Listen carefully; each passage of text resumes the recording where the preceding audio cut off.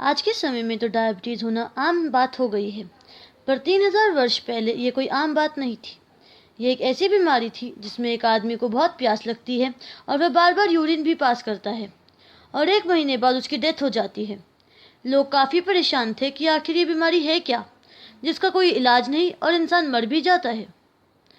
Diabetes को समझने के लिए कुछ थ्योरीज दी गई, जैसे लोगों को यह मानना था कि यह बीमारी किडनी की प्रॉब्लम की वजह से है, क्योंकि इसमें बहुत प्यास लगती थी और काफ़ी बार यूरिनेट करना पड़ता था। कुछ लोग इसे डाइजेस्टिव प्रॉब्लम भी बोलते हैं, क्योंकि जो कुछ इंसान खाता या पीता वह सब बाहर आ जाता तथा उसका वजन भी कम हो जाता है। पर आखिर ये बीमारी है क्या, क्यों होती है? आइए इसको हम डिटेल में समझते हैं। Hello everyone, a warm welcome to my YouTube channel Healthcare. Subscribe to my YouTube channel and hit the bell icon to get more videos. I, Dr. Ridijan, am here to discuss about diabetes. इसे हिंदी में मधुमेह बोला जाता है या आम भाषा में लोग इसे शुगर की बीमारी भी कहते हैं। जब इस बीमारी के बारे में किसी को भी नहीं पता था तब काफ़ी एक्सपेरिमेंट्स किए गए। तब एक बार एक डॉक्टर ने देखा इस बीमारी वाले लोग जहाँ यूरिन पास करते हैं वहाँ बहुत सारी चींटियाँ हो जाती हैं। उसके बाद उन्होंने एक सैंपल लिया। उसको चेक करने के बाद यह मालूम किया गया कि उस सैंपल में अधिक मात्रा में शुगर है। इसी कारण इस बीमारी का नाम पड़ा डायबिटीज़ मेलाइटस। मेलाइटस मतलब हनी या शुगर। इसको मधुमेह भी कहा जाता है, जिसका अर्थ है स्वीट यूरिन।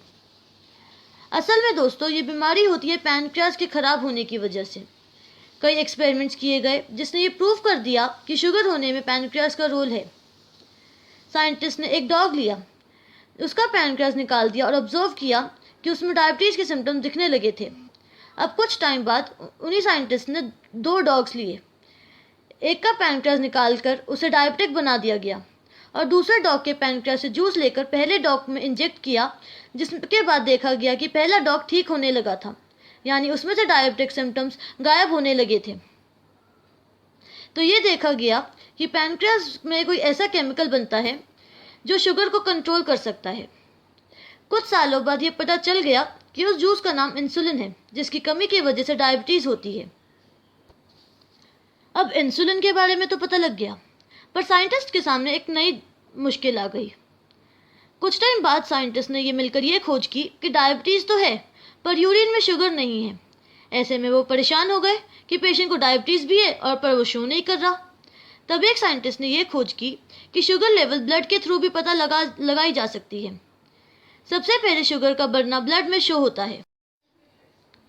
आइए अब जानते हैं इंसुलिन का महत्व या इम्पोर्टेंस। डायबिटीज समझने से पहले हमें यह समझना होगा कि इंसुलिन के एब्सेंस में हमारा शरीर कैसे कार्य करता है या हमारे शरीर में ग्लूकोज का मेटाबॉलिज्म कैसे होता है। कार्बोहाइड्रेट ऊर्जा यानी एनर्जी देने वाला भोजन के रूप में माना जाता है और हमारे भोजन में एक महत्वपूर्ण भाग में कार्बोहाइड्रेट होता है। हम जब कार्बोहाइड्रेट खाते हैं वो पेट में जाकर ऊर्जा बदलता है, जिसे ग्लूकोज कहते हैं। इस ऊर्जा को हमारे शरीर में मौजूद लाखों सेल्स के अंदर पहुंचना होता है, ताकि हमारी सेल ग्लूकोज को जलाकर शरीर को एनर्जी पहुंचा सके। यह काम तभी संभव है जब हमारे पैनक्रियाज पर्याप्त मात्रा में इंसुलिन उत्पन्न करे या इंसुलिन बनाए। इंसुलिन एक हार्मोन है जो आपके शरीर में कार्बोहाइड्रेट और फैट्स के मेटाबॉलिज्म को नियंत्रित करता है या बैलेंस करता है। बिना इंसुलिन के ग्लूकोज सेल्स में प्रवेश नहीं कर सकता और ब्लड वेसल्स में एक जगह इकट्ठा हो जाता है। ऐसे में व्यक्ति को वो शक्ति नहीं मिल पाती जो उसे चाहिए और व्यक्ति मधुमेह से ग्रस्त हो जाता है, यानी उसको डायबिटीज़ हो जाती है। डायबिटीज़ मेलाइटस, जिसे सामान्यतः मधुमेह कहा जाता है, मेटाबॉलिज्म संबंधी बीमारियों का एक समूह है जिसमें लंबे समय तक ब्लड में शुगर लेवल इंक्रीज होता रहता है। डायबिटीज़ के कारण एक इंसान का अग्नाशय यानी पैनक्रियाज पर्याप्त इंसुलिन का उत्पादन नहीं करता या शरीर की सेल्स इंसुलिन को ठीक प्रकार से प्रतिक्रिया नहीं देती। ग्लूकोज को अन्य सेल्स तक पहुंचने का काम इंसुलिन का होता है और डायबिटीज़ के रोगी के शरीर में इंसुलिन बनना बंद या कम हो जाता है, जिस कारण शरीर में चीनी अथवा ग्लूकोज की मात्रा अधिक हो जाती है। अगर हम नॉर्मल शुगर की बात करें तो आमतौर पर भूखे रहने पर शुगर की मात्रा 70 to 110 के बीच में होती है। खाना खाने के आधे घंटे बाद ये मात्रा बढ़कर 110 to 140 तक हो जाती है। Types of diabetes. डायबिटीज़ 4 मुख्य प्रकार के होते हैं। पहला, टाइप 1 डायबिटीज़।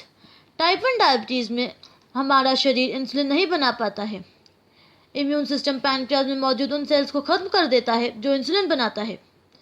टाइप 1 डायबिटीज़ की समस्या आमतौर पर बच्चों और युवाओं में देखी जाती है, हालांकि ये किसी भी उम्र के व्यक्ति को हो सकती है।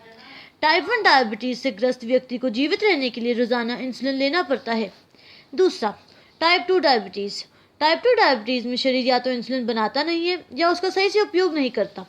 डायबिटीज़ का यह प्रकार किसी भी उम्र में हो सकता है, बचपन में भी। हालांकि ये ज़्यादातर मध्यम आयु वर्ग के लोगों या बूढ़े लोगों में देखा जाता है। डायबिटीज़ का यह प्रकार सबसे आम है। तीसरा, जेस्टेशनल डायबिटीज़। जेस्टेशनल डायबिटीज़ का महिलाओं को गर्भावस्था के दौरान होता है। ज़्यादातर मामलों में डिलीवरी के बाद ये डायबिटीज़ ठीक हो जाती है। हालांकि जेस्टेशनल डायबिटीज़ होने के बाद आपको टाइप 2 डायबिटीज़ होने का खतरा बढ़ जाता है। कभी कभी महिलाओं को गर्भावस्था के दौरान टाइप 2 डायबिटीज़ भी हो जाती है। फोर्थ, टाइप 4 की डायबिटीज़ कुछ दवाओं की वजह से होती है। इसको सेकेंडरी डायबिटीज़ भी कहा जाता है। तो अब जानते हैं डायबिटीज़ के लक्षणों के बारे में।